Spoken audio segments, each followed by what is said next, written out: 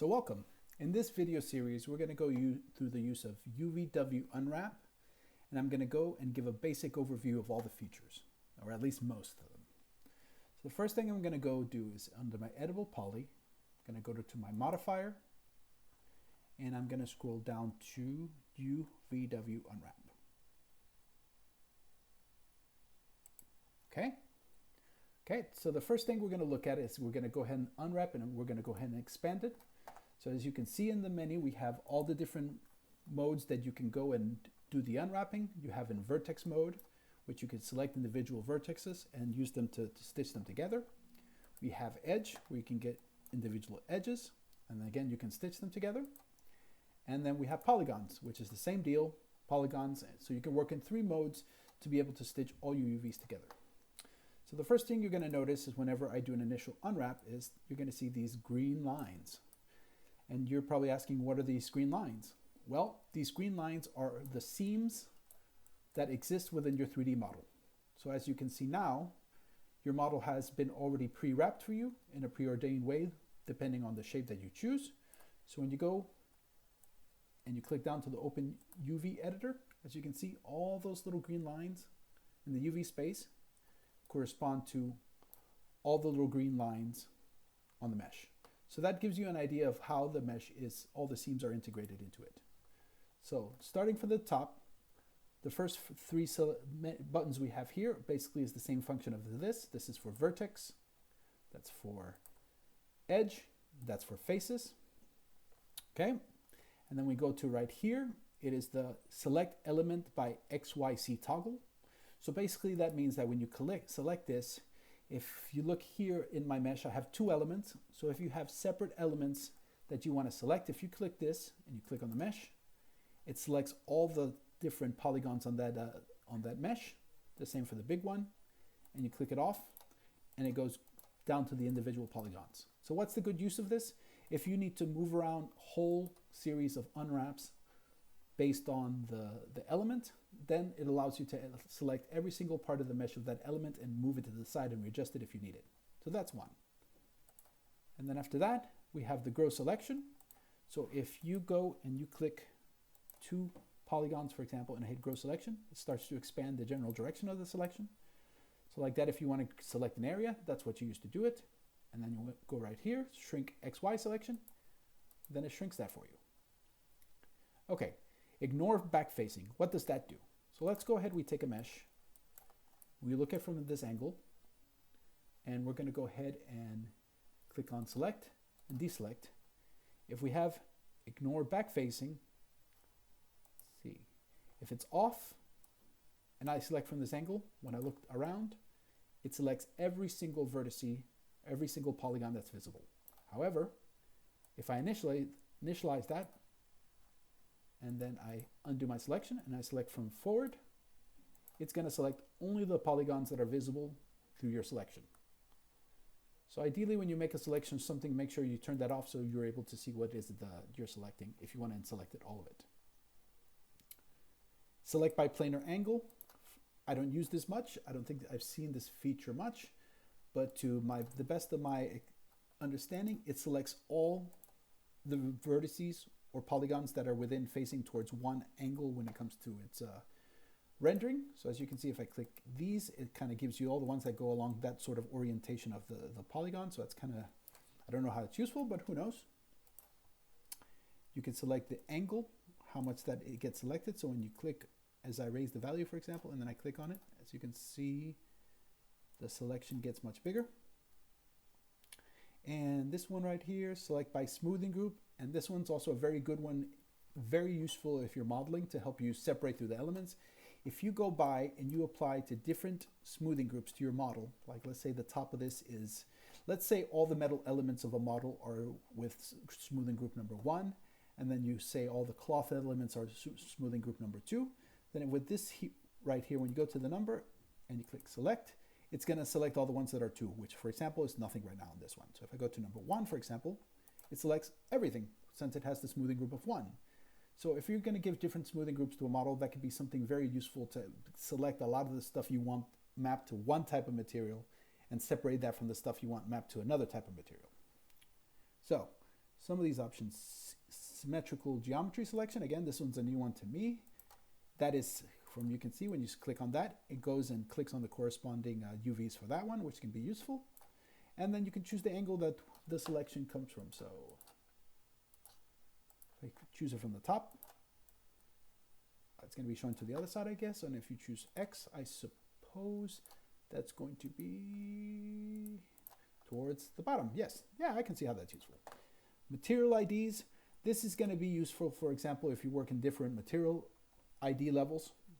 For example, whenever you set up an item in Unity to be able to cast shadows efficiently or to cast shadows accurately, channel number 1 is going to have all the unwrap information for the texture. Channel number 2 is somewhere where you're going to take the model and unwrap it one-to-one along a UVW space with no overlapping UVs. So whenever you put it into Unity, for example, it's going to go ahead and calculate the correct shadows. If that light map is not correctly mapped on the second channel, or there's any sort of overlap, it creates lighting issues in Unity. So selecting these two lets you probably pick between the first material ID, which is the unwrap, and then the second material ID, which is the light map. So this one right here is where you're going to do a lot of the work. That's the UV editor. That's where you see the space. When I take the mesh out of here, for example, this little box right here, that's going to be what you are aiming to have your mesh in. That's the UVW space. So when you're done with the unwrap, all your UVs are going to be within that space. So let's go ahead and close that. And then when it comes to tweak in view, it's an option that they added a while back recently, and that's something that you can select certain, when you click on this and activate it, you can select at certain individual points in the mesh and click it. And as you can see, you can actually alter it yourself. So if you have something that's a little bit more distorted, any sort of vertex point in there is the point where you can click and move and select and alter depending on whatever your need is. And this could be used for something like fine tweaking if you have a mesh that you can't quite get to work like you like. Reset UVs, for example. This one resets the UVs, all the UV work that you've done. So when you do that, it resets all of them. So if you want to start from a new or copy the UVs from one channel, the first or maybe the second, that's what you would use. And then when we get down here, we have some of the more advanced features. Quick peel, for example, is something that, let's say, if you really don't like your original seams, because your seams have an impact in terms of how you can unwrap and how you can use some of the more advanced techniques, like using the cloth stretching modifier or aspect of this, or the skin, as it's called, or pelt map, which is something where you take and you sort of pull and unwrap something like you're pulling a skin. Well, how you have your seams is going to have an effect on those sort of automated unwrapping methods. So that's important to know when it comes to this. So what does peel do? Peel does, and if we open it, go ahead and open the UVW space so you can see what it does. Take that off, UV tweak and editor, we don't need that. So if you go and you select this and you do quick peel mode, boom, it unwraps your model in a different way, kind of different orientation. Sometimes you can get better results. It's one that's depends, like on for example, on a sphere right now, it seems like it has pretty good results.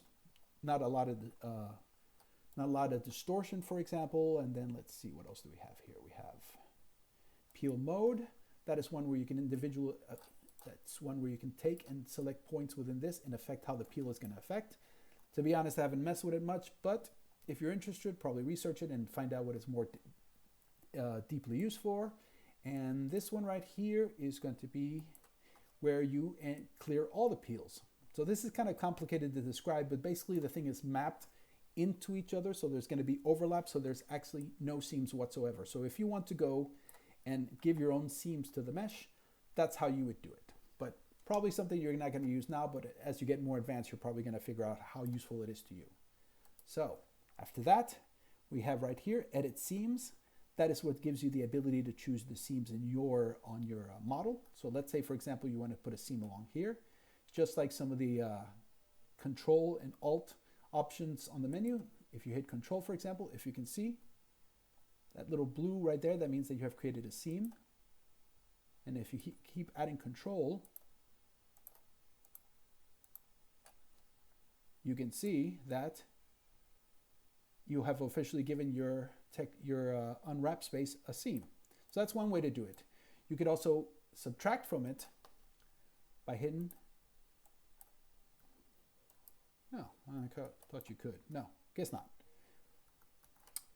So the next thing right here is point-to-point seam. And what that does is that it lets you choose from one point of the mesh to the other where you have your seam. So when you click on that, you click on a space to the top right here, and then you see that orange line as it goes down. That means that it is choosing where your seam is going to run along, for example. So to kind of give you an idea how you would use that for a sort of practical use, let's go ahead and use this as a quick little example. So we're going to go ahead and take these last ones. I'm going to hit Control, Control, like that. So now that you can see that I have that whole chunk like a little wedge selected. If I go to the top view, for example, select most of that and exclude what I don't want. I must have left something, that's why.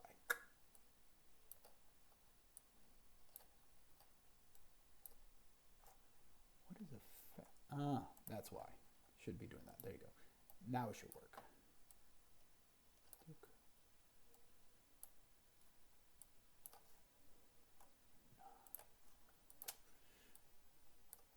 Now it should work. Yes, there it is. So as you can see, some of those features in Unwrap, if you leave them on, they're going to have the effect like the symmetry, for example, and the scale of the selection. And so in this occasion, we had to turn those off so we can get it to work for how we wanted. And to give you an idea or a practical use, let's say if you're going to, for example, unwrap something like a shirt or like a cloth or something on the arm, and you don't want to have to go and do it individually and such. So once you go ahead and you draw all those seams, then you can go down to the menu on something I showed before, the pelt map. And as you can see now, it's selected that wedge, and when you do start pelt, it's going to take it, and it's going to take your UVs and sort of stretch them like a pelt map. And then when you start relax, it's going to relax it to get it more accurate results. And then when you hit commit, like that, now you have a big wedge selected. So that's, for example, what the use of drawing your own edges and seams has in Unwrap UVW space. And then after that, these options, then you're going to have the same options that you saw in the UVW map video. And that's going to be that you do the unwrapping according to shape. So let's say we get the sphere, select all of it. And then if I go here and I do the sphere, it's going to give me a sphere gizmo that's going to sort of give me that unwrap based on that. And then when I hit fit, as you can see, it's taken my sphere and unwrapped it. And whenever you're in this mode, you can take your gizmo and you can rotate it. And as you can see the rotating, as you can see those seams moving, it's going to give your map a different approach. And it's going to allow you to pick where your seams are and how is it unwrapped. So for example, this menu right here for basic items such as planar, cylinder, or spherical, or square is perfect. It's a perfect way to unwrap an item. So I'm going to go ahead and wrap up this first section of the video where I give you a lot of the major features. If you have any more questions whenever we're discussing this, please let me know.